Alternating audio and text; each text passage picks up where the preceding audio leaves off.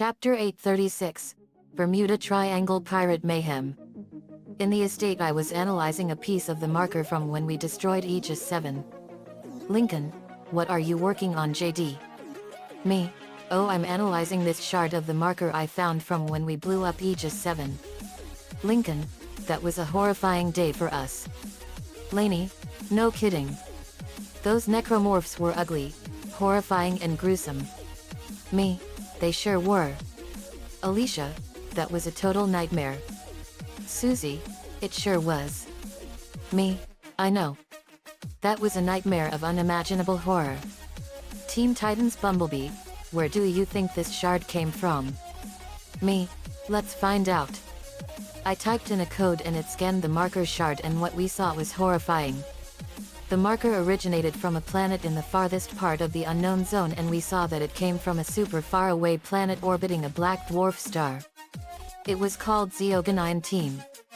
It was a terrifying planet that was home to the necromorphs and the markers. The planet originally had 8 moons orbiting around it, and the planet had an unstable planetary structure.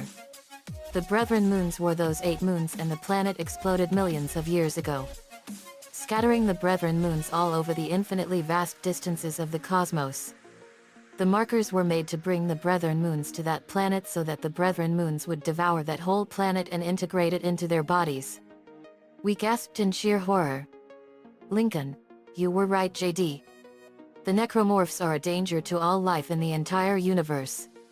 Alicia, they are that scary and dangerous? This is terrible. Susie, yeah. Isaac Clarke, I'm glad we blew up Aegis 7. What really is horrifying is that the Brethren moons and the necromorphs pose that big a danger to the entire universe in general. Me, they want all things in the universe to become one. That is not right. Mercer was warped and twisted by the psychic energy from the Brethren moons. Same with Kendra.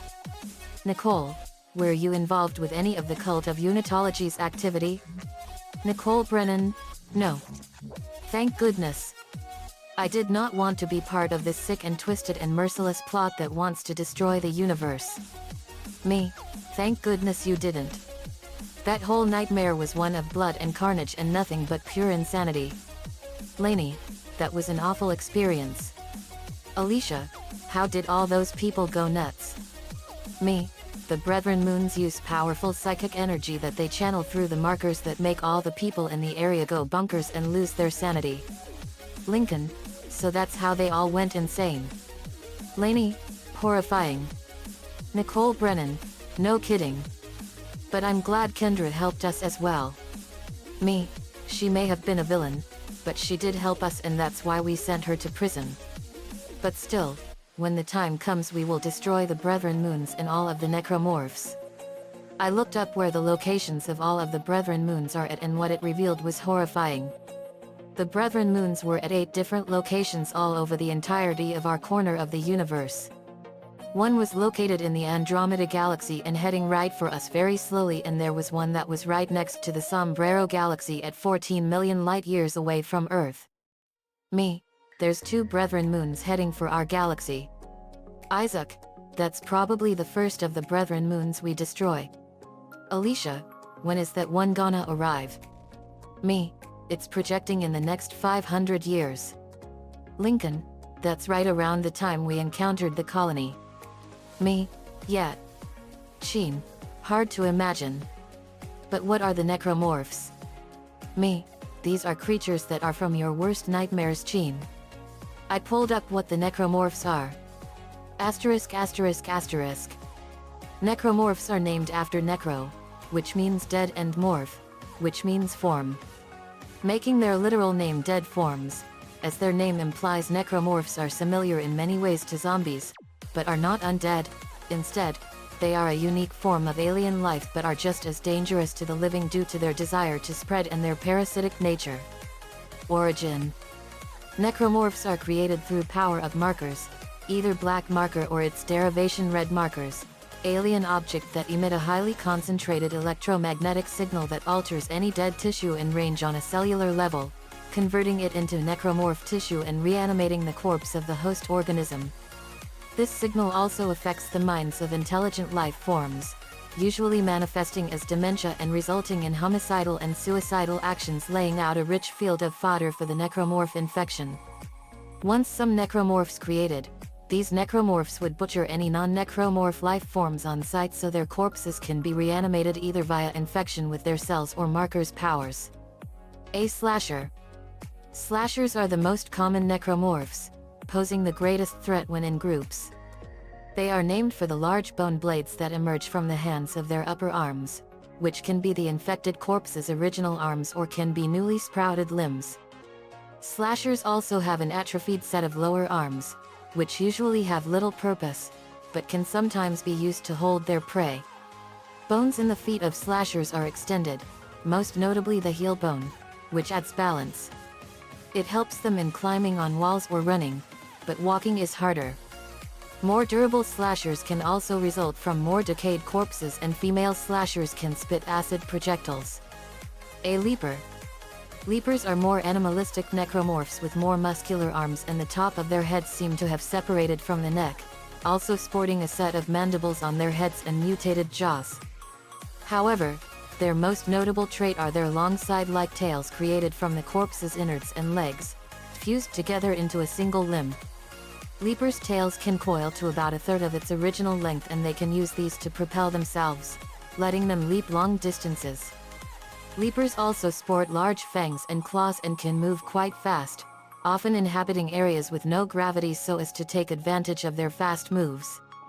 A lurker. Lurkers are the result of the corpses of infants being transformed into necromorphs. They have been mutated heavily, due to lacking any physiology that could be used to kill, and have become little more than a mass of muscle. Lurkers' skin have become leathery, and a set of tentacle-like appendages extend from their lower stomach, which act as their primary means of movement. Lurkers attack with a trio of whippy barbed tentacles that extend from their backs, and the tentacles can fire barbed projectiles. An infector. Infectors are the necromorphs responsible for helping them to spread, constantly hunting for corpses to infect. The host corpse is twisted and broken, developing bat-like wings formed from flaps of flesh between their limbs. The head becomes the infector's feelers and a stinger-like appendage, made from a fusion of bone, flesh, and spinal tissue. The infectors use these appendages to spread the necromorph infection, enveloping the corpse in their wings and driving its stinger into the skull to inject a fluid stored inside its body. A pregnant. Pregnants sport an enormous sac that contains lesser necromorphs and have two large arms with bone scythes. The host corpse's arms are fused into the sac, and in troublesome situations, pregnants tear open their sacs to release the necromorph spawn inside. They have smaller legs so as to balance themselves out and can move at a decent speed despite their bulk. The best method to kill pregnants is avoid hitting the sac, as should the sac was attacked, swarms inside would be released and swarm the player. Also, had a pregnant been decapitated, they would wind up slashing everything around them blindly, which is useful should this necromorph also be accompanied by another. A group of swarmas. Swarmas are small necromorphs that seem to be nothing more than reanimated chunks of flesh. They attack in groups and try to swarm and overwhelm their targets, tearing them apart. A brute. Brutes are large necromorphs created from numerous corpses. They have spiky armored skin on most of their bodies to protect them and have high physical strength, as well as surprising speed. However, brutes have notable yellow weak points on their bodies, which can be used as a means of severing their limbs. If they lose their legs, they can fire organic bombs out of holes in their stomachs. A guardian. Guardians are immobile necromorphs, created from human corpses fusing into the enormous necromorph entity known as the corruption. As this necromorph develops, it becomes less and less human-like and grows more actively hostile. The guardians lose their arms and develop large sacs and openings in their lower bodies. These openings have appendages sprouting out of them, helping attach them to the wall. The guardians can attack with scythed appendages made from their innards, but their most notable ability is their ability to spew forth embryo-like necromorphs called pods. These necromorphs attack with tentacles and can burst in a small explosion, though they are little danger unless they swarm enemies. A weezer. Weezers are unique necromorphs that do not directly attack people, instead sitting stationary. The only threat they pose is the poisonous gas that they breathe from their lungs, which have grown to large size and sprouted out their backs. Weezer's arms and legs are fused together, preventing them from moving, and they can be easily killed. Exploder. Exploders are suicide bomber-esque necromorphs with large glowing growths on their arms that are extremely explosive. The corpse hosts of these necromorphs have had their heads split in half, and they can use these two halves to bite at enemies. Exploders' other arms and legs have developed to help balance them out, so they can manage a clumsy walk when they have gotten close to enemies. Exploders swing the explosive pustules on their arms at them or against the ground. This results in a large explosion, which can easily blow humans to bits and usually kills the exploder. Divider. Dividers are tall, lanky necromorphs, able to split apart into smaller necromorphs after they have been damaged enough. These divider spawns are not as durable as the original divider, but they are very fast. They move along with tentacles and jump onto and attack their enemies. Twitcher. Twitchers result from corpse hosts that possess stasis modules. The modules fuse into these necromorphs' flesh, reversing their effects and making Twitchers able to move much faster than normal necromorphs. They also move rather erratically and even have a blur when seen up close. Twitchers are designed similarly to slashers, though more muscular, and some lack the small appendages on their chests, but have larger bone sides. They have a large gap on top of their skulls, which is filled with tentacles and seem to lack eyes. Puker. Pukers are necromorphs that can spit corrosive bile out of their mouths and also have sharp claws. They are heavily mutated, with one leg being made of the host's intestines and the other being the host's original legs fused into one. The pukers lack eyes, their jaws are fused into their necks, and their lungs are visible, clearly full of their bile. Their flesh also hangs loosely from their bodies due to the way they expel bile. Tripod edit. Tripod 1. A male tripod. Tripods are three-legged necromorphs composed of multiple corpses and are highly vicious even by necromorph standards. They attack mostly with their brute strength, but also use their bladed tongues. Tripods have large yellow weak points visible on their arms and tongues, and they are brought down when they lose their arms. There exists a unique female version of the tripod, which has a female corpse as its main host and a more tentacle-esque tongue. The Pack.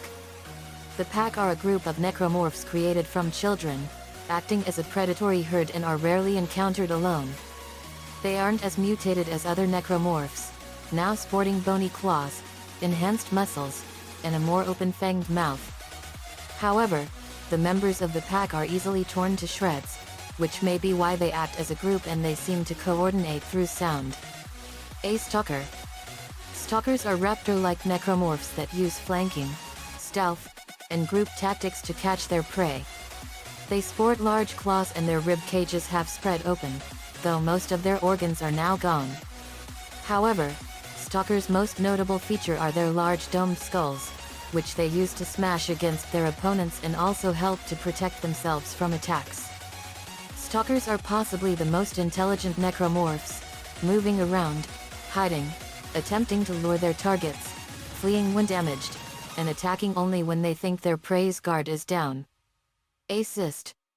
Cysts are immobile necromorphs that seem to grow from the corruption. Whenever anything comes near them, they fire explosive pods into the air that explode upon hitting the ground. Crawler. Crawlers, like lurkers, are necromorphs resulting from using infants as hosts. They are extremely bloated with an explosive substance inside them, and the torso and head are twisted backwards. Crawlers also have had their legs fused together, making them crawl along. Nest. Nests are necromorphs created from female host corpses, which are fused with at least one other corpse. They have bulbous appendages sprouting from them and a mess of flesh on the bottom that anchor them down. While normally retracted into these bases, nests will emerge when anything comes near them and release swarms of glowing necromorphs that act as projectiles, homing on targets and exploding when they hit. If the target gets too close, nests will retreat back into their invulnerable lower sections until the target moves away. The Hunter. The Hunter is a unique necromorph created by Dr. Chalice Mercer, which was created by placing some of the corruption's tissue inside a human. It is built similarly to the Slasher, but bigger and stronger and can regenerate lost limbs, meaning that the dismemberment method used on other necromorphs will only stop the Hunter temporarily. The Hunter pursued Isaac Clarke throughout the USG Ishimura, and he was only able to escape it or temporarily disable it on each occasion. However, he was finally able to wipe the Hunter out when he test-fired the engine of a shuttle while it was in the way, incinerating it completely. The Corruption. The Corruption is the single largest necromorph entity, though it does not directly harm other creatures.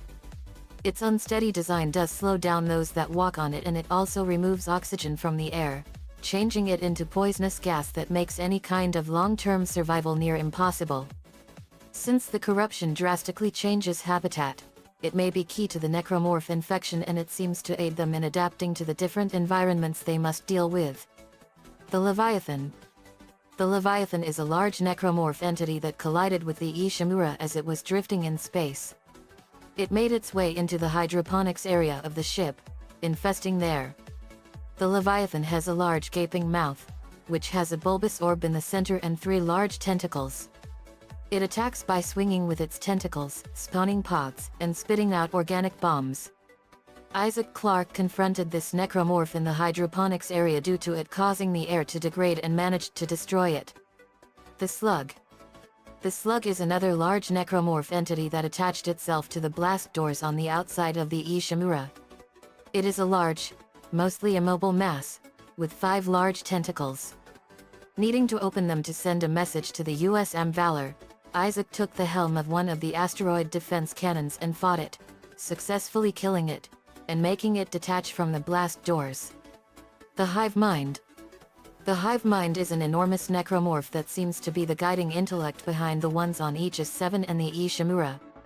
It resembles a segmented worm-like creature with a large circular maw that has 2 sets of jaws and a number of yellow bulbs that act as weak points.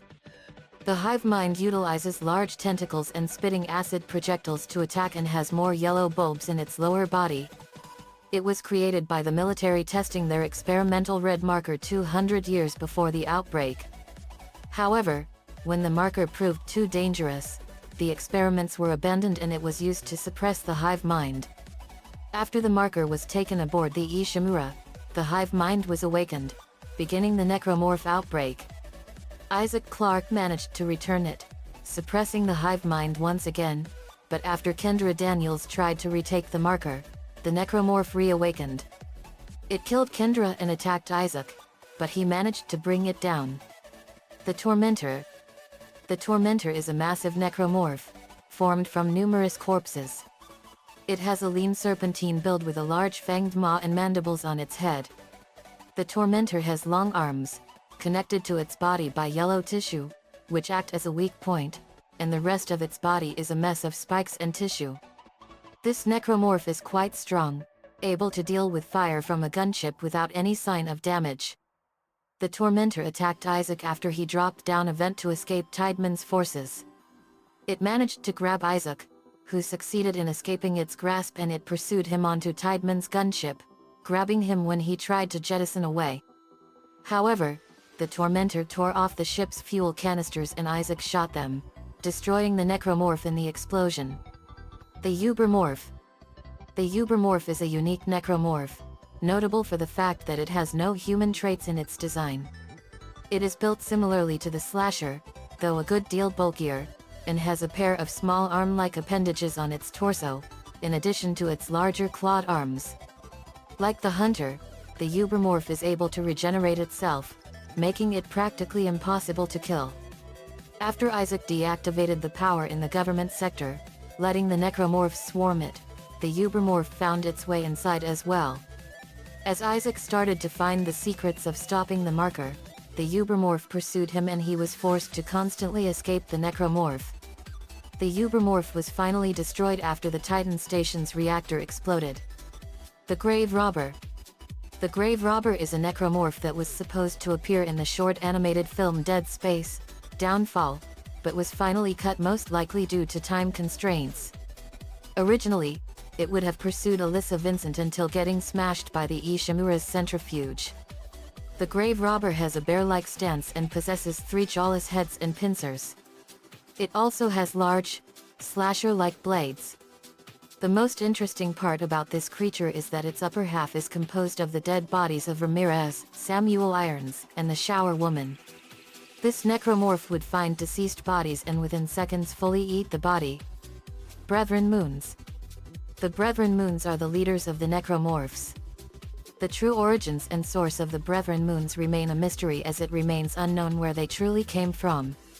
What is known is that they are a species of moon-sized creatures based throughout the known universe that consume all known life on various worlds that they come across using the signals and powers of the markers.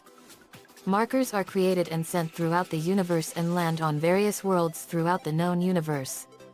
Earth was one such world where a marker landed on the planet 65 million years ago in prehistoric times and wouldn't be discovered until the early 23rd century. It's unknown if the Brethren Moon knew that intelligent life existed on Earth and sent the markers there, or if they simply sent them in any direction across space. It's also possible that the markers themselves were responsible for the evolution of intelligent life on Earth, as theorized by unitologist militant Jacob Danick. After landing on a planet, the markers will let out an electromagnetic signal originating from the Brethren Moons themselves and use it to attract the attention of any species native to the planet that they've landed on. The signal greatly affects the natives mentally and manifests itself in other organic beings as dementia or a compulsion and desire to create new markers through artificial methods, such as the red marker created by humanity in replication to the original black marker. Because of the power of the markers and how much energy that they individually hold, there's been attempts to replicate markers and research and harvest them as a means of providing an energy resource to meet high demands such as the red marker on Earth following the depletion of natural resources by the 23rd century. The signal, however, also serves another purpose: alter necrotic tissue on a molecular level and cause the reanimation of corpses into becoming horrific creatures known as necromorphs. After the necromorphs have infested most of the planet's population, many markers will ignite a signal and begin a convergence event, an event in which living, dead, and necromorph tissue is merged together to form a single entity and flies into the stratosphere of the marker, where they begin to fuse and ultimately form a new Brethren Moon, making convergence the birthing process for the entire species. The moon will not only absorb organic tissue, it will also absorb parts of the planet itself, and it helps make its colossal moon-sized appearance. The creature is only finalized when the creators of the marker are absorbed into it along with the rest of the planet's biosphere, and the marker itself levitates towards the center and heart of the moon to broadcast its signal, revealing its formation and continue broadcasting to other markers across the universe. It's unknown what happens to the moon after it absorbs all organic life in its birth site, but it's assumed that it moves on and heads toward the next planet to find a new source of organic life and a new source of food to maintain itself. During the events of Dead Space 3, Isaac Clarke comes to realize that the marker signals that markers receive are a distress call from the incomplete moon of Tau Volantis, which was forced into a hibernation state when the alien race it was attempting to lure and assimilate built a machine to freeze over the entire planet, preventing the monstrosity from becoming whole and continuing on in the galaxy. As a result, the moon began deploying distress signals through its alien markers, hoping to bring new organic beings to disable the machine, preventing its growth, which would allow it to continue its assimilation of the galaxy. The foe markers that Isaac had been facing were attempting to continue the Brethren chain of moons by circumventing the hibernating Tau Volantis moon. He also realizes that if the moon is freed from its frozen hibernation, any location within the galaxy with a still active marker will begin the ultimate convergence, continuing the growth of the Tau Volantis moon. The moon's completion would then awaken the other completed Brethren Moons, which would subsequently head for the marker locations and devour all organic life present, resulting in the inevitable destruction of humanity and possibly all life in the galaxy. In the final chapter, the unitologist terrorist Jacob Danick shuts down the machine, keeping the moon frozen, and effectively awakens the slumbering creature. However, Isaac manages to reconfigure the alien machine and destroy the Tau Volantis moon by using the machine to pull the massive necromorph into the planet's surface.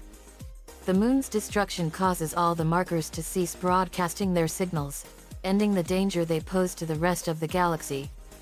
However, it is hinted that there are more Brethren moons still active in the galaxy. Asterisk asterisk asterisk. Sheen was horrified. Sheen, those creatures are awful. I can't believe they pose that big a danger to the entire universe. Lainey, I know. They want to destroy all life in the entire universe. We can't let them do that. We possess the power to destroy entire planets, and we can use that power to destroy the Brethren moons as well. Sheen, awesome. But Alicia, that must have been a horrifying nightmare you all went through. Alicia, it was. But Ms. Eno has helped us get better a lot. She is a great therapist. Eno, I'm glad I was able to help you and Susie, Alicia. Alicia, thanks. Lisa, in the future we'll need anti-psychic energy devices that will block the psychic energies of the Brethren moons. Lisa, affirmative.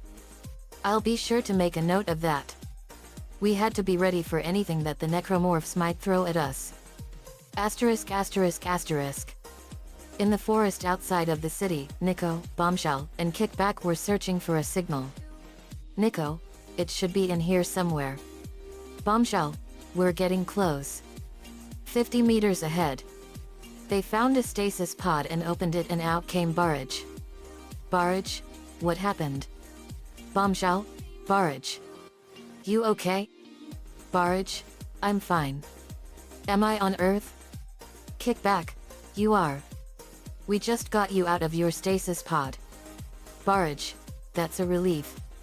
Nico, Barrage, I'm glad you're all right. I'm Nicholas Chan. But I'm often called Nico. I'm the new leader of the Decepticons. Nice to meet you, Barrage. Barrage, same here. But I'm not the only one. Bombshell, Kickback, and Shrapnel found in the forest. Barricade, sees the Mystic Force Rangers nearby. Who are those guys? Nico saw them and gasped. Nico, I don't believe it. It's the Mystic Force Power Rangers. They went over to them. They met the Red Phoenix Mystic Ranger, Nick Russell, Vita Viraka, the Pink Sprite Mystic Ranger, Xander Bly, the Green Minotaur Mystic Ranger, Madison Maddie Rocca, the Blue Mermaid Mystic Ranger, and Charlie Chip Thorne, the Yellow Garuda Mystic Ranger.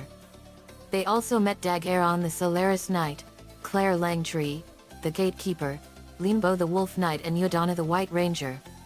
Nick, hey wow. Nico Chan of Team Loud Phoenix Storm. Maddie, it's such an honor. So you all are here? Nico, I'm here with some of the Transformers to find some of their comrades. But we watched all of you on TV and you are awesome. Xander, Australian accent, that's amazing mate. Chip, it sure is. Limbo, you have come a long way. Nico. Yodana, you sure have. They went back to the estate and we were introduced to the Mystic Force Rangers. It was so cool to meet them. Limbo, looks like you all have experience in magic as well. Roxas, of course we do. A lot of us are magical users, like Zatanna, Doctor Strange, Dr. Fate, and Raven. Heck, I even use magic myself. Most of us use magic. Brittany, we all do. Dad. Yodana, what form of magic do you use? Brittany, I use all of the forms of the mystic arts. I mostly use dark magic for good. Nick, that's amazing. It sure is. Warpath, if those 10 terrors somehow come back to life, they better call themselves the 8 enemies. Because 2 of them joined you guys. We laughed. Then the alarm went off. Uh-oh. The computer showed that a cruise ship was right in the middle of the most feared legendary place in the western Atlantic Ocean, the Bermuda Triangle. That ship is heading right into the Bermuda Triangle. Lainey, the Bermuda Triangle? Lucy Loud, gasp. That triangle is one of the Earth's most incredible and horrible mysteries. I know Lucy. Lenny, what's the Bermuda Triangle? It's a geographical location that governs 3 points: the island of Bermuda, the city of Miami in Florida and Puerto Rico. It's also known as Hurricane Alley, and it's called that because a lot of hurricanes form there during hurricane season. It's also one of the biggest mysteries on Earth. Over the course of the centuries, a lot of ships and planes have suddenly vanished and they were never seen again. Everyone gasped. Maria, you know, no one's ever solved the mystery of the Bermuda Triangle. Me, that's because it's one of Earth's most feared mysteries. Some say it might be because of extraterrestrial activity. It's also known as the Devil's Triangle because of the disappearance of the ships and planes. They call it Earth's black hole. Lincoln, wow.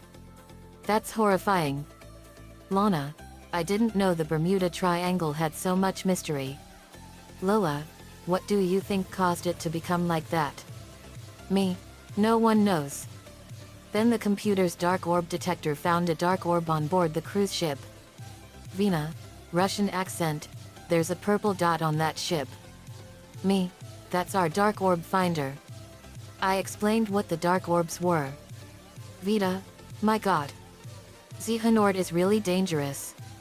Sheen, he is, and his evil essence is scattered all over the entire universe.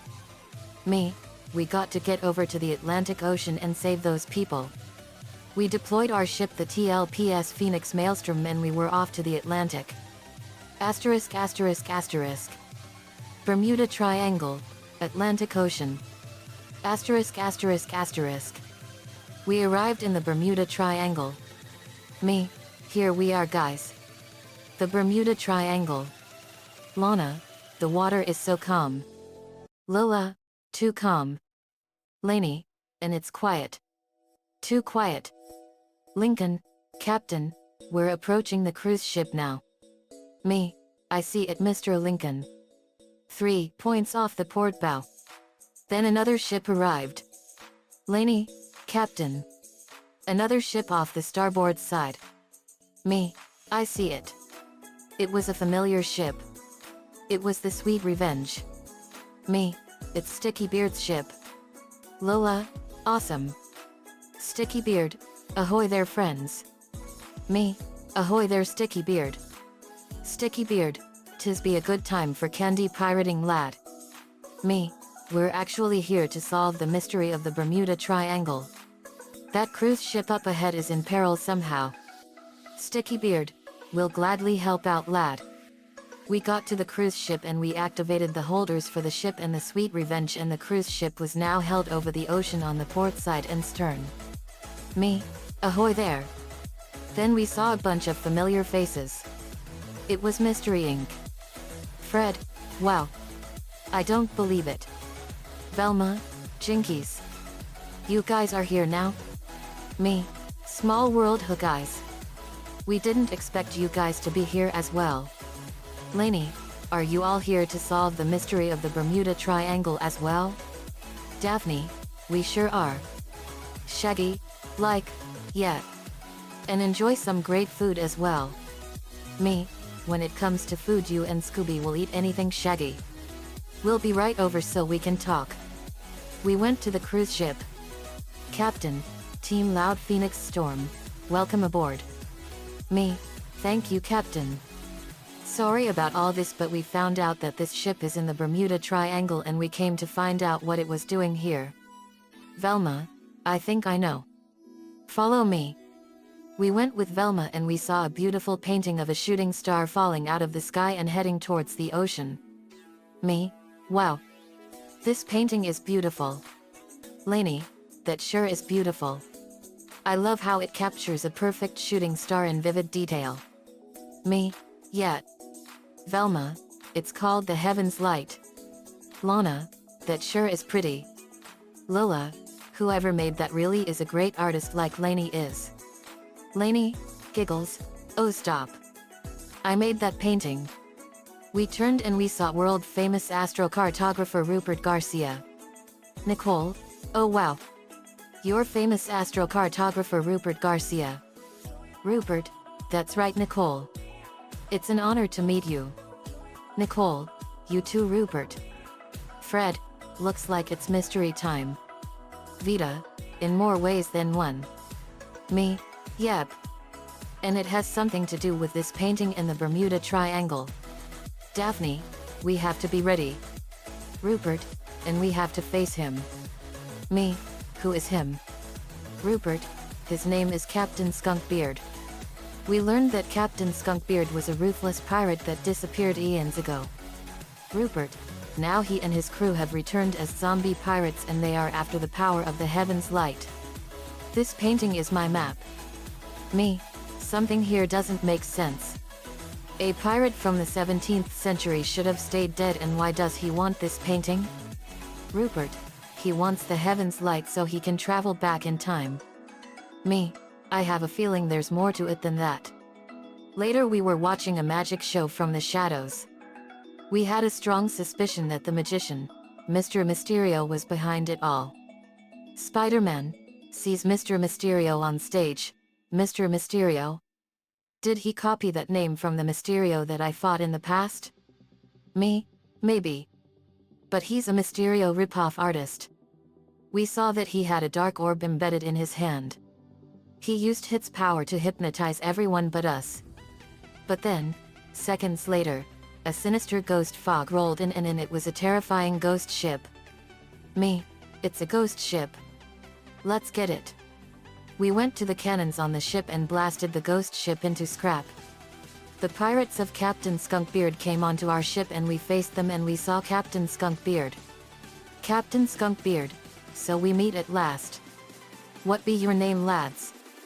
Me, I'm JD Knudsen, leader of Team Loud Phoenix Storm and captain of the TLPS Phoenix Maelstrom, the ship you are on. Captain Skunkbeard, you are a very impressive pirate, JD. You will make an excellent pirate for us. Me, no thanks. We kill pirates that are bad, and you give all pirates everywhere a really bad name. Captain Skunkbeard, where is the map for the Heaven's Light? Me, in a place called None of Your Fucking Business. Xander, let me handle this one. Walks towards the pirates. Nick Russell, oh god. Not plan Xander again. Xander, hey, there. Name's Xander Bly. Some of you might be innocent bystanders. So, how about we talk this out, hey? William, quietly, that's it. Keep them distracted, Xander. Skunkbeard then punched Xander in the face and sent him flying, and we caught him. Me, now it's personal. Attack. Sticky Beard, Candy Pirates, take these undead wannabes down. We charged and attacked viciously. We faced all the pirates and knocked them out and tied them up. We revealed them and took off their masks, and they were really the passengers and crew. Me, the passengers and crew? Very. What the hell is going on here? Laney, something here doesn't add up. I then saw Mr. Mysterio trying to sneak away, and he ran and I appeared in front of him. Me, so you are the one that's behind this. I grabbed him by the collar. Me, talk you fucking tub of lard. Mr. Mysterio, go fuck yourself. Me, wrong answer. I punched him in the face. Me, talk or else. What do you want with the Heaven's Light? Talk or else. I had a dagger at his neck and threatened to cut his head off. Mr. Mysterio, okay. I wanted to get the Heaven's Light because it's a massive meteorite of solid gold. Me, a solid gold meteorite? How is that possible? Mr. Mysterio, I have no idea. But you all ruined everything. Me, so you plan to use the map from Rupert's painting to steal it? Mr. Mysterio, that's right, and I would have done it too if it weren't for you fucking meddling kids. You all ruined everything. Me, drops him. 5 words for you, Mysterio. Tell it to the judge. Sticky Beard, grabs Mr. Mysterio by the collar. You have disgraced the good name of all pirates. Mr. Mysterio, well, I had to make my scheme work somehow.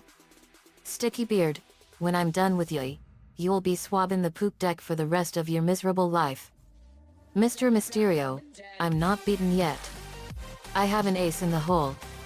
He then raised his hand and the dark orb glowed and a sinister fog rolled in, and out of it came the real Captain Skunkbeard. Me. It's the real Captain Skunkbeard. We blasted his ship and he and his crew came on board and we engaged in a powerful sword fight.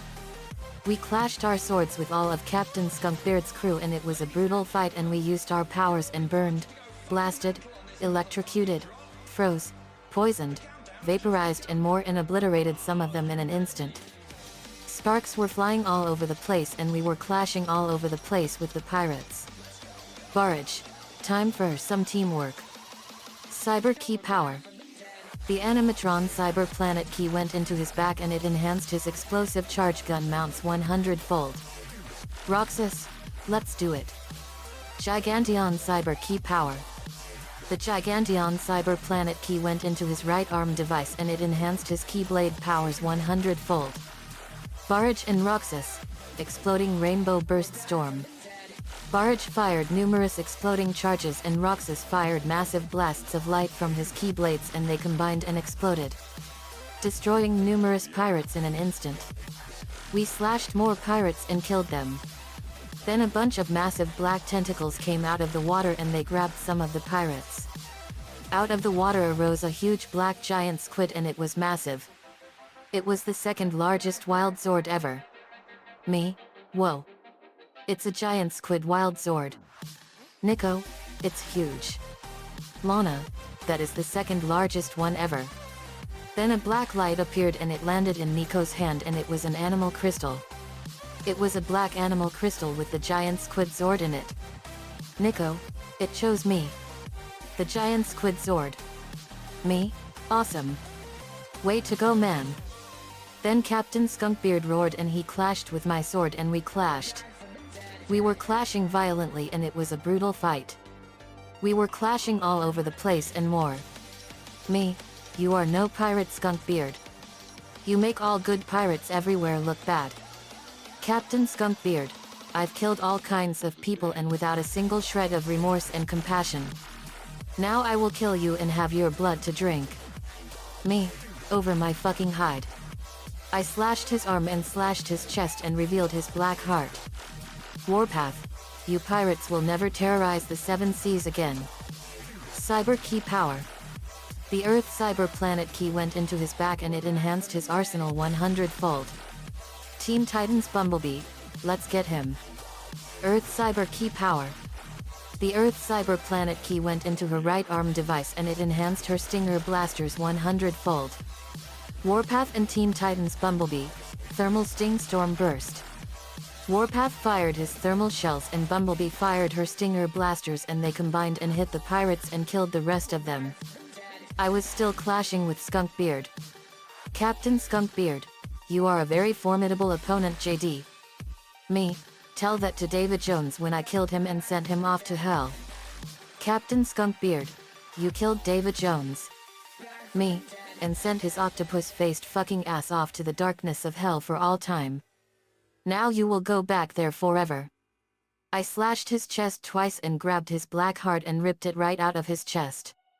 I was holding his black undead heart and I crushed it and black blood sprayed all over my hand. Me? Yuck. Final smash time. Team Titans Bumblebee, you got it, JD. Bumblebee Super Sting Cannon. Bumblebee fired a massive blast of yellow energy and it slammed into Skunkbeard and exploded. Fred, my turn. Mystery solved. Fred fired a massive blast of light and it hit Captain Skunkbeard and completely obliterated and destroyed. Captain Skunkbeard was back in hell where he belongs. Nico, Captain Skunkbeard, you have failed these seas. Me, and more. Team Titans Bumblebee, to the viewers, all bad pirates will meet their grisly end at our hands and we will make sure that justice gets brought down onto them. Nico caught an Oricorio and a Rimbami. I grabbed Mr. Mysterio. Nico, Mr. Mysterio, you have failed this world. Me, and he has failed everything. I grabbed his hand and ripped it out of his arm and he screamed in pain and I destroyed the dark orb. Mr. Mysterio was now forever forced to work as Sticky Beard's cabin boy. We found the heavens light in the center of the Bermuda Triangle and it was a massive meteorite of pure gold. It was incredible. It was also the source of how the Bermuda Triangle got its incredible power. Mr. Mysterio, you will pay for this, JD. I will kill you when I get off this ship. I will rip your heart out and drink your blood. I could never rest if I lost to a weakling like you. Me, those are powerful words. When you die, I'll put them on your tombstone. But for now, you have a lot of cleaning to do. I left. We went back to the estate and we revealed our findings and more, and everyone was amazed. The end. Asterisk asterisk asterisk.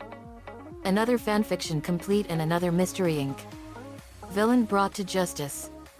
Scooby-Doo in Pirates Ahoy was an awesome movie from 2006. I saw it and it was so cool.